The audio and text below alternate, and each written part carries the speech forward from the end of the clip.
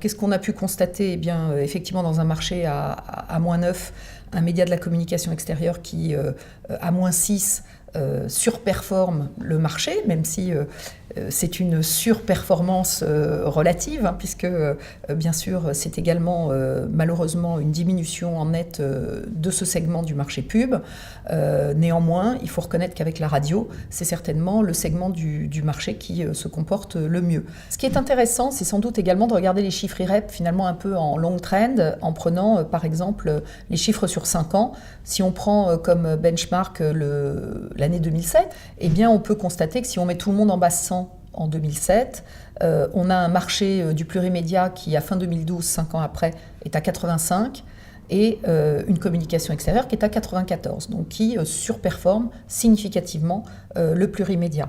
Encore plus intéressant, si on analyse le sous-segment du mobilier urbain dans le segment de la communication extérieure, eh bien il est le seul de tous les sous-segments du classement IREP à être au-dessus de 2007, c'est-à-dire à 101. Donc je crois que c'est à souligner parce qu'on peut avoir lors des publications mensuelles des chiffres Kantar une vision un peu troublée, un peu déformée de la communication extérieure. C'est un média qui se porte bien.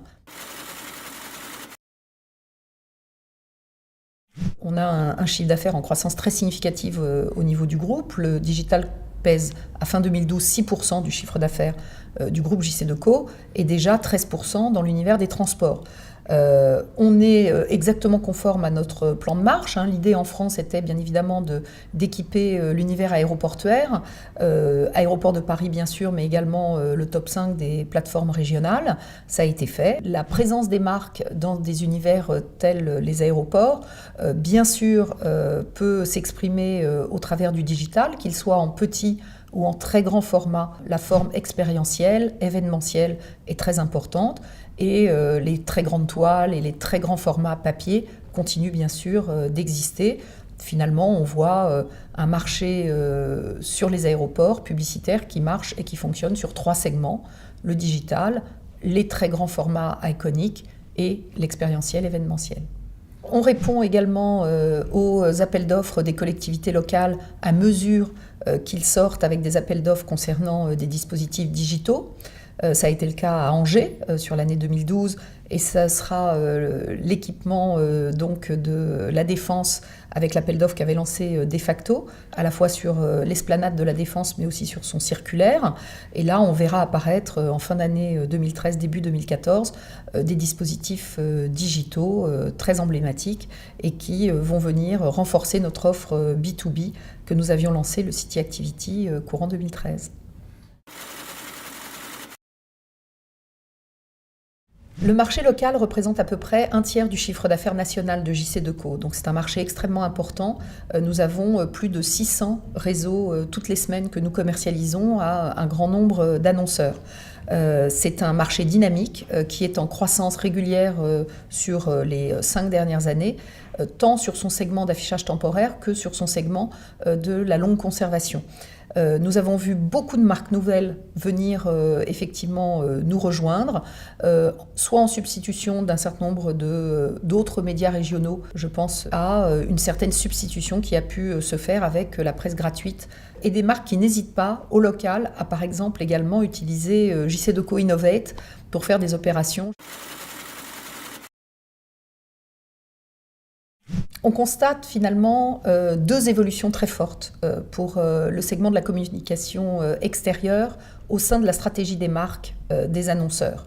D'abord, pour un certain nombre d'entre eux, compte tenu de la fragmentation des audiences télévisuelles, ils sont venus chercher sur le média de la communication extérieure et surtout sur le mobilier urbain une puissance sur des cibles urbaines actives, extrêmement important, et on a vu un certain nombre d'annonceurs qui étaient plutôt des annonceurs, on va dire, télévision, venir sur un bimédia télé, communication extérieure, voire substituer des vagues finalement moyennes en télévision par des vagues en communication extérieure. Et puis, nous avions lancé au cours des globalement 7-8 dernières années un certain nombre d'offres thématiques, qu'elles soient en petit format 2 mètres carrés ou en biformat 2 mètres carrés et 8 mètres carrés, qui ont permis de répondre à des thématiques de communication plus particulières. On voit ce travail que font les annonceurs, que font les agences médias, dans un travail sans doute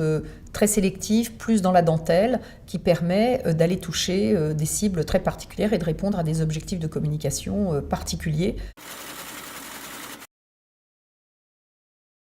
Sur les 2-3 dernières années, ce qu'on a vu le plus émerger, ce sont des stratégies web outdoor, parce que finalement, la communication extérieure devient la vitrine physique des marques du web, et avoir pu soutenir des marques aussi emblématiques que Mythique ou que adopteunmec.com, si je ne prends que le segment, je dirais, de la rencontre, eh bien on voit à quel point ces marques sont venues chercher dans la rue d'abord une certaine réalité, mais on peut aussi citer, pour un certain nombre d'enseignes comme Pixmania par exemple, eh bien une réalité physique pour des marques qui n'ont pas forcément de magasins et où le brick and mortar n'existe pas, c'est la communication extérieure qui joue ce rôle.